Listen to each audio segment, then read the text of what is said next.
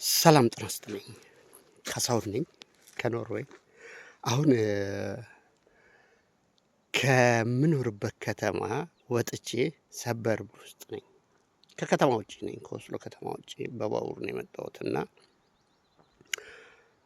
ዲፕ ጫካ ውስጥ ነው ዛሬም የገባሁት እና ይህ ጫካ ይሄ አሁን ሌላ ሐይቅ ነው። እዚህ ጋር ሌላ ሐይቅ ነው።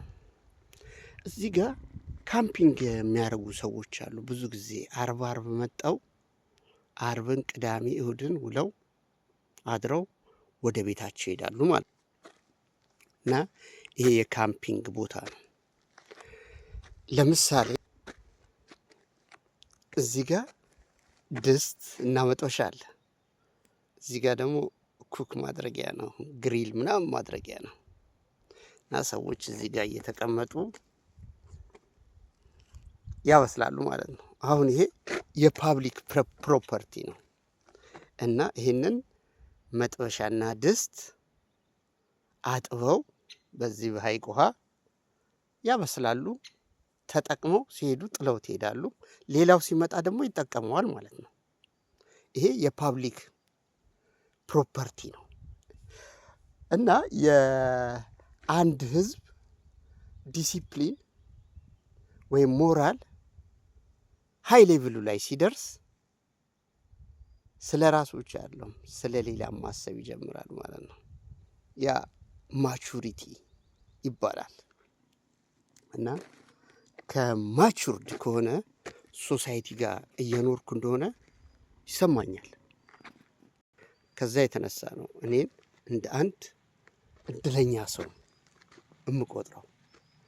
በእርግጥ ሁሉም ሰው ራሱን ካሰበ የራሱ የሆነ እድል አለው፣ ጸጋ አለው።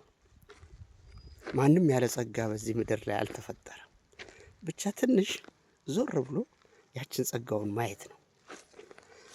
እንግዲህ በዚህ ተፈጥሮ ውስጥ የተለያዩ ነገሮች አሉ። ምሳሌ ይሄ ይታያችኋል፣ እንደ ካብ የተከመረ ነው አፈር።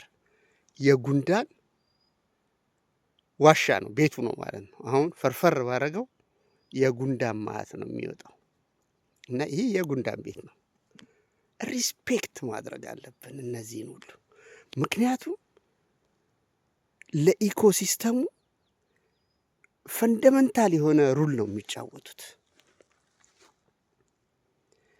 በዓለም ላይ ያሉት ትላትል ጠቅላላ ቢጠፉ የሰው ልጅ በምድር ላይ ከ9 ወር በላይ ሊኖር አይችልም። ኢኮሲስተሙ ይዛባና የማያውቀው በሽታ ሁሉ ይመጣል። ጠራርጎ ይዞት ነው የሚሄደው እና እያንዳንዱ ጉንዳንም ይሁን ትልም ይሁን ምስጥም ይሁን አዕዋፍም እንስሳትም ሁሉም የራሳቸው ኢኮሲስተም አላቸው። ለምሳሌ እንስሳቶች በበዙ ቁጥር እጽዋቶች ይፋፋሉ። ምክንያቱም የእጽዋቶች ግብአት ወይም ፈርቲላይዘር የሚገኘው ከእንስሳቶች ዌስት ነው። እንስሳችን ባጠፋን ቁጥር ግራጁዋሊ ጫካውም እጽዋቱም እየጠፋ ይሄዳል። ኢኮሲስተሙ እንደዚህ ነው የሚሰራው። ለዛሬ ላስተላልፍላችሁ የፈለኩት በቸር ይግጠመን። አመሰግናለሁ።